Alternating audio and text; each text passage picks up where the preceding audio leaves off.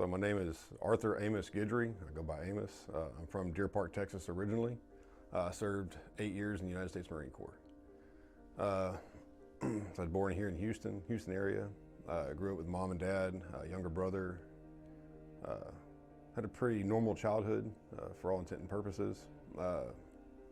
Dealt with a lot of issues as a child. My father got ill when I was very young. He had specifically dementia at a very early age. We ended up moving to Lumberton, Texas, when I was in high school. From there, like I said, everything's pretty normal. Played sports. Decided really early on in life that I wanted to be a Marine. After high school graduation, my dad became very, very ill. His disease had progressed very greatly. And my mother begged me not to join the Marine Corps, and I ultimately caved in and did not join in the year 2000, so prior to 9/11. Ended up going to college for a couple of years, helping out mom around the house with family. So yeah, went to college for a couple of years. It was obviously not a good fit for me. Kind of after 9/11 happened, I was up at College Station and kind of felt that calling to join the Marines again. Baby, you have to listen to me carefully. I'm on a plane that's been hijacked. I'm on the plane. I'm calling from the plane. I want to tell you I love you.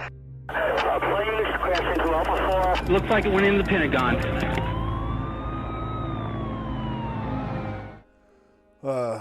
Ultimately, it scared my parents. My father again was getting very, very far off in his dementia. He had kind of become very childlike, if you will. So I gave in again and decided not to join. Ended up meeting a girl who is now, unfortunately, my ex-wife. One day, came home after we were living together and just decided, hey, I'm joining the Marine Corps today. Didn't tell anybody. This was in 2005. So yeah, I kind of just ran off and joined the Marine Corps. Marine Corps it was obviously my calling. It was a very easy fit for me. I fell into the routines very well. I had a very successful career in the Marine Corps. I was an 1833 amphibious assault vehicle crewman. So I was an operator of Amtrex, which is no longer, the platform is no longer in the Marine Corps. They have a new platform now, a new vehicle. I did 2 tours. 2007, I deployed to Fallujah, Iraq. While I was deployed, my ex-wife was pregnant. She gave birth to our first daughter while I was overseas. So I came home to my wife and my daughter, which was an amazing thing. Looking back on it now, I recognize that while it was a blessing, it was also kind of a problem for me because I wasn't really able to decompress. Coming home from Iraq and then immediately into fatherhood, which I loved, and I won't, I'm not trying to take away from that. My daughter is my world. Then right back into workups, prepare for our second deployment, which we deployed in the winter time of 2008 to Ramadi, Iraq. So we were there from 2008 to 2009. That was actually a pretty easy deployment compared to the first. First deployment was a lot of IEDs. A lot of roadside bombs. That's what we mostly dealt with our vehicles.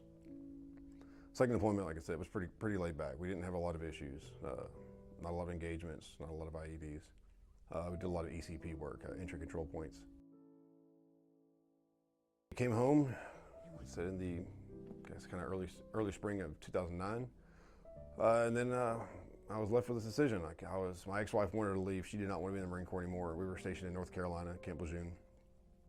Ultimately, we decided to re-enlist. Well, I decided to re-enlist, and she was okay with it. Her only condition was she wanted to go to California. So I re-enlisted, and I transitioned over to the schoolhouse to be an instructor. At this time, again, the career is going really well as a sergeant. I was actually able to pick up really quick in terms of my rank.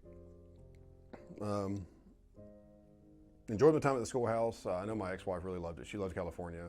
I wasn't a big fan of California personally. I liked Camp Lejeune. Did my 4 years there.